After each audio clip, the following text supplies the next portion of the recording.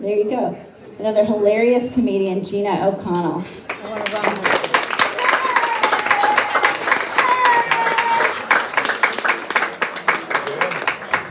Hi, everybody. Hi. All right, that's what we're doing. Okay, my name is Gina. She said O'Connell, but today I'm Gina Luongo because today is St. Joseph's Day. Anybody know that?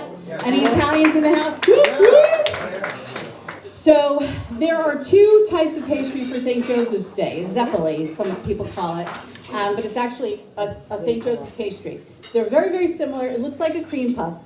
Excuse me, but inside is either like cannoli filling or this really, really rich cream filling. And for those of you who don't know, St. Joseph is the earthly father of Jesus, not to be confused with God, who would be, como se dice? Like his baby daddy, right? That'd be like Jesus' baby daddy. So, and if you don't know the whole story, I'm gonna give you like Genesis to Romans in like 2 seconds flat. A lot of people thought Mary was a bad girl, like they thought she was a putana, but she was not. Mary was a very good girl. Mary still had her V card, and Joe stood by her. He stood by her through thick and thin, sleeping in a barn, people saying, oh, your girl's been playing tic-tac-toe. He's like, no, she knows this guy. She's gonna rock the world. She's gonna be famous. Like famous, like Kardashians. Who? Like that kind of famous. And that's how the St. Joseph pastries came to be. Oh, thank you. Oh my God, aren't you guys fabulous? Well, I was supposed to, I'm like a substitute. I wasn't really ready to be here tonight, so some of this stuff may be a little off the cuff. Do you ever realize how easy it is to just take one letter out of a word and it changes the meaning, like switch up a vowel? You know, Vanna, can I buy a vowel? Give me an A for an E. Like, take shit and spit, for example. They're both bodily functions, bodily fluids, but you don't want to mix those up, like at any time, right? Take, what else can we do? Let's say count and cunt, right? For the want of one,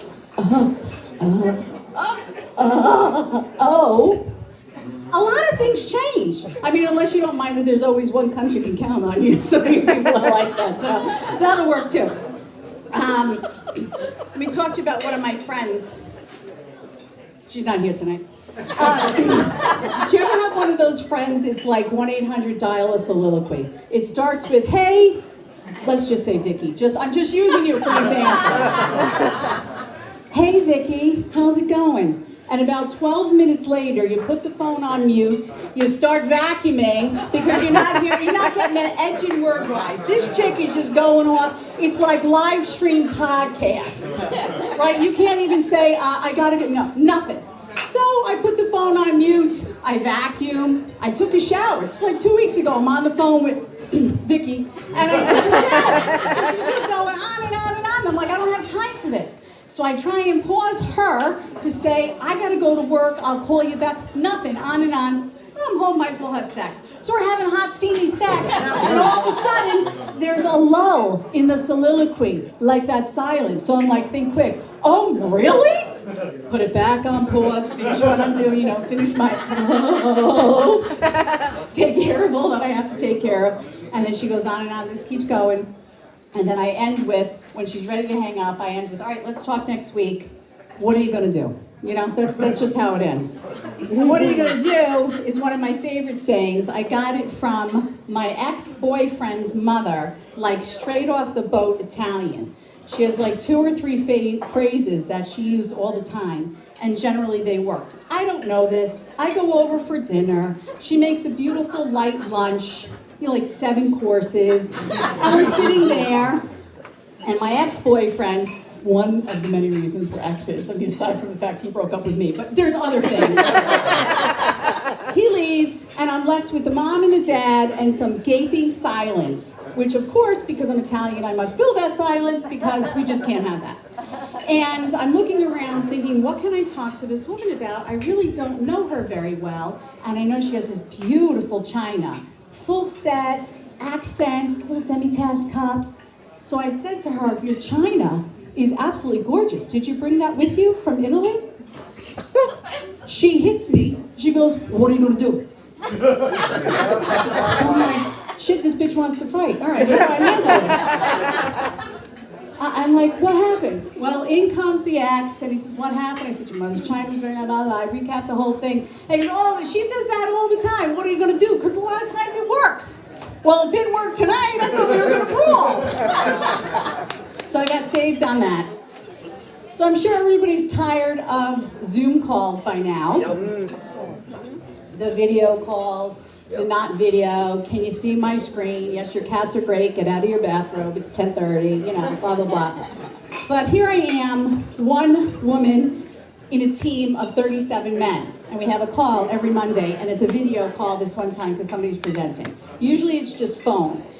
And I think that's why this one Santa Claus looking engineer, who obviously hasn't seen sunshine in about 12 months, I think he actually moonlights as Santa and Macy's at the holidays. He is sitting there smoking a cigarette, okay, at his kitchen table. Dude, we all have offices. Shirtless. Oh, come on. Now, I'm not a prude. Smoking doesn't usually bother me. But that whole, reflection of that white coming at me through the screen, it's like, if I had, crazy dog sex going on my computer, it would probably be a little bit more appropriate than him with that whiteness. Oh, it's terrible. So I'm going to give you a hint about Zoom. Any women here that use Zoom regularly? Yeah, okay, great. Here you go. This is a free PSA. You can thank me later. In the settings, you go in. You can do facial enhancements. You can actually, yes, thank you very much. I'll talk to you later. You can change the color. You can make them thicker, your eyebrows and your lips. You can even change your eye color, but I wear glasses when I work, so it's not really going to work.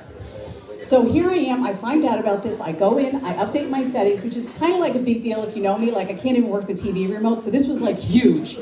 So I make my eyebrows dark brown and a little thicker, not like Brooke Shields in the Calvin Klein days thicker, but just a little bit thicker than I have now, but smelly old lady, what did you say? Racy old lady, old spicy lady eyebrows. And then I put some lips in there, because usually I don't have lipstick on, and I look like I'm just a pale ghost. So I put some little pink lips in there, get on my first call with this, and it's going fantastic. I'm like, wow, when I talk, my lips move too. Even if I do this with my eyebrows, everything is this is awesome. I turn to the side to take a sip of water, I come back, and apparently my lips and my eyebrows stayed there.